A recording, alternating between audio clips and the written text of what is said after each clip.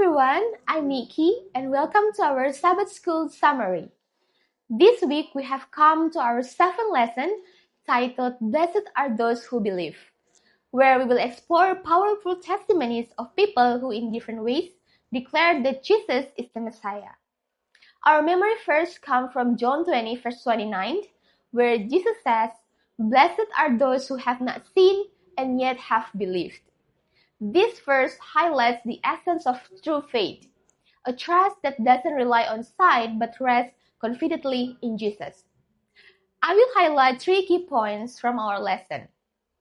Let's begin with Abraham, a remarkable figure known as the father of the faithful. In John 8, Jesus highlights Abraham as a witness to God's promise. When Abraham rejoiced at God's provision of a ram in place of his son, Isaac, he was not only celebrating God's immediate provision, but looking forward to the ultimate sacrifice of Christ.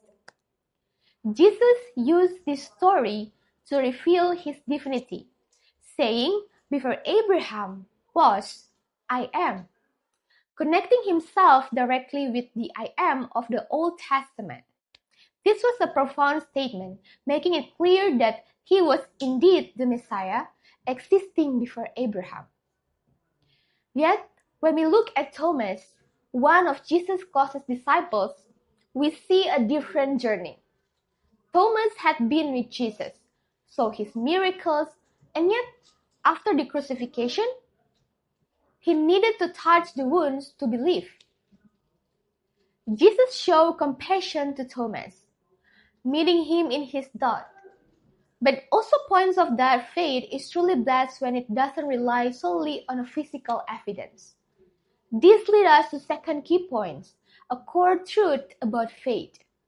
It is more than intellectual acknowledgement. James 2 verse 19 reminds us that even demons believe in God and know Jesus is the Son of God, but they aren't saved.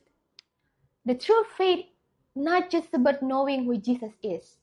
It is about allowing that knowledge to transform our hearts and our actions. Take Pontius Pilate as an example. Pilate knew that Jesus was innocent. He said it himself repeatedly. His conversation with Jesus treated his conscience, making him question what is truth.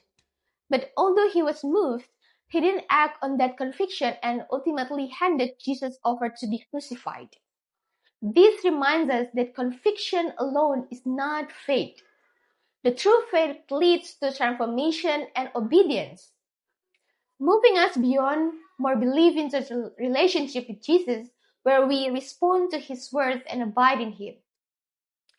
As Jesus taught in John 15, abiding in him means aligning our action with his teaching, bearing fruit through obedience and love. Finally, let's reflect on Mary, who showed her devotion to Jesus in a way that filled the room with fragrance. In John 12, she anoints Jesus' feet with costly perfume, not to be seen, but simply out of love and gratitude. Yet her act was so impactful that the whole house was filled with its aroma. This sweet fragrance symbolized her genuine faith, a faith that couldn't be hidden. Just as Mary's perfume filled the air, our lives too should emit a savor of life. In 2 Corinthians 2:15 to 16, Paul speaks of belief as the fragrance of Christ. Our words, action, and attitude can bring the atmosphere of heaven to those around us, showing them hope, love, and grace of Jesus. For us, living as a fragrance of Christ means offering hope to those who may not yet know him.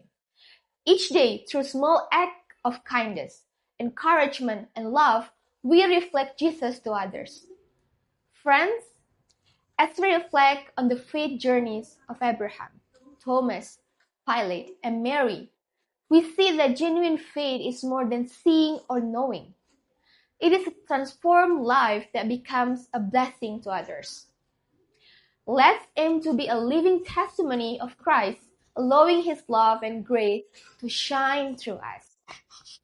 Thank you for joining us today. See you on this Sabbath School discussion, and God bless.